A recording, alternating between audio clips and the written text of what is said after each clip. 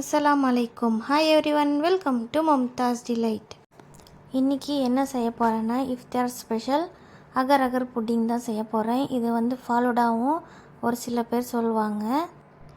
இது இஃப்தாருக்கு சூப்பரான டெசர்ட்டாக இருக்கும், ஈஸியாகவும் இருக்கும், சில்லுன்னு சாப்பிடும்போது நல்லாவே இருக்கும். வாங்க எப்படி செய்கிறதுன்ட்டு பார்க்கலாம். 10 கிராம் அகர் அகர் எடுத்து இந்த மாதிரி கட் பண்ணி போட்டு இது மூழ்கிற அளவுக்கு நம்ம தண்ணி போட்டுக்கலாம். தண்ணி போட்டு அடுப்பில் வச்சு இது நல்லா மெல்ட் ஆகிற அளவுக்கு கொதிக்க விடலாம். நல்லா 5 நிமிஷம் நல்லா கொதிக்க விட்டிங்கன்னா இது நல்லா கரைஞ்சிரும். இது அகர் அகர் ஃபுல்லாகவே கரைஞ்சதுக்கப்புறமே நான் வந்து சுகர் போட்டுக்கிறேன். சுகர் நான் 10 டேபிள் ஸ்பூன் சுகர் போட்டுக்கிறேன்.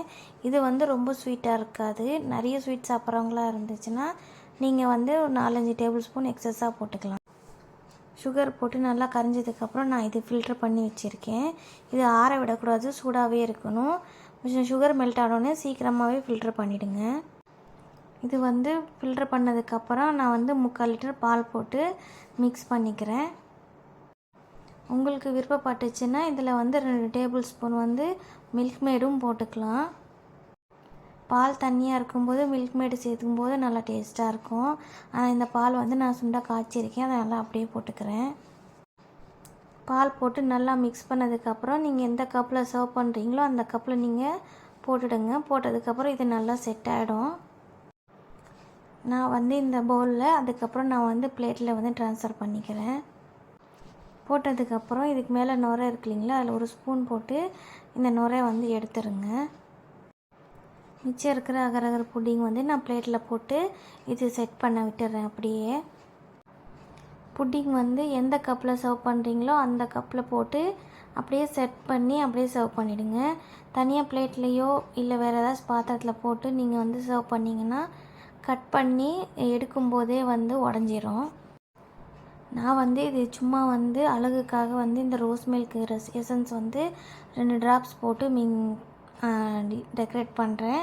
உங்களுக்கு இந்த கலர் நிறைய வேணும்னா நீங்கள் பால் போட்டு மிக்ஸ் பண்ணும்போதே இந்த கலர் கூட போட்டுக்கலாம். கலராக இருக்கும் புட்டிங்கு.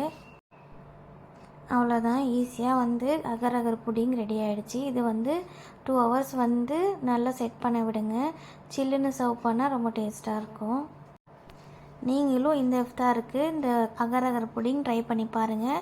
ட்ரை பண்ணி பார்த்துட்டு எப்படி இருக்குன்ட்டு கமெண்ட்டில் சொல்லுங்கள். உங்கள் ஃப்ரெண்ட்ஸ் அண்ட் ஃபேமிலிக்கும் ஷேர் பண்ணுங்கள். இப்போது பிளேட்டில் டிமோல்ட் பண்ணி காட்டுறேன். இந்த அளவுக்கு புட்டிங் எந்த அளவுக்கு சாஃப்டாக இருக்குது பாருங்கள். இது கப்பில் போட்டு டிமோல்ட் பண்ணால் வரலன்னா ஹாட் வாட்டரில் ஒரு டைம் டிப் பண்ணி எடுத்துகிட்டு அதுக்கப்புறம் டிமோல்ட் பண்ணிங்கன்னா சீக்கிரமாக டிமோல்ட் ஆகிடும். மறக்காமல் மும்தாஸ் டிலைட் சேனலை சப்ஸ்கிரைப் பண்ணுங்கள், லைக் பண்ணுங்கள், ஃபாலோ பண்ணுங்கள். Thank you for watching.